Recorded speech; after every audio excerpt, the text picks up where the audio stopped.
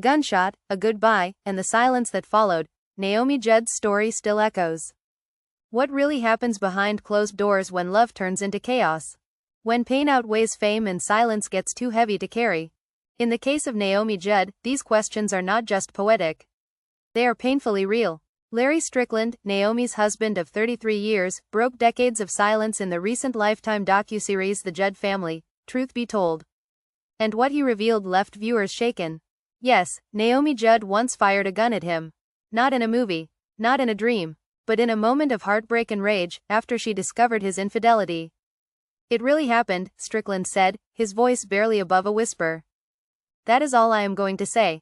But really, how much does one sentence weigh when it carries the shadow of betrayal, a loaded weapon, and a woman who would later die by her own hand? The Judds were country music royalty. Their songs lit up stages, but their private lives were full of shadows.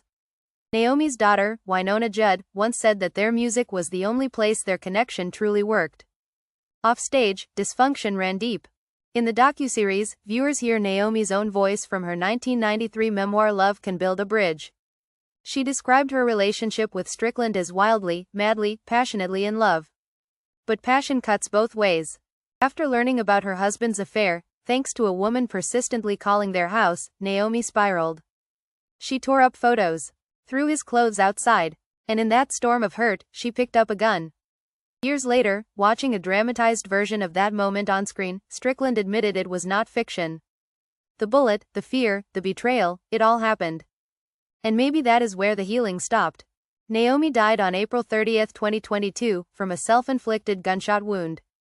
Just one day before she was supposed to be inducted into the Country Music Hall of Fame.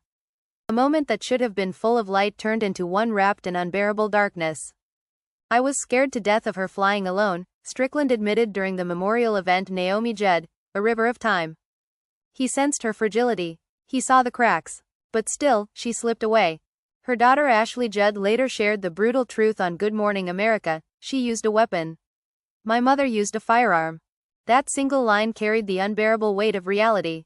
No metaphors. No gentle language. Just pain. Ashley spoke about that final day, the casual normalcy of a visit, the soft request from Naomi to stay with me, and the horrific discovery that followed. I have both grief and trauma from discovering her, she said. It is a gut punch few could ever prepare for. And sadly, it was not a complete surprise. Naomi's daughters, Ashley and Winona, have never shied away from the truth. In the series, they openly talked about childhood abuse, growing up with a young and deeply wounded mother, and the emotional cost of fame. Naomi was not just battling present pain. She was carrying generational trauma, unspoken fears, and the lifelong scars of things that never fully healed. Winona put it plainly. Mother was both in love with me and terrified of me, she said. I represented what she could not control. That sentence alone cuts deeper than any lyric could. And what about Strickland? He confessed to being jealous as crap of Naomi's early success. The day she told him their song Mama He's Crazy hit #1, he stood up and left the room. We just kind of fell apart a little bit, he admitted. A little bit? Maybe more than that. So where does that leave us? It leaves us sitting with the hard truth that love, especially the kind that burns hot and fast, can destroy just as easily as it uplifts. It reminds us that even those who seem to have it all may be carrying a storm inside.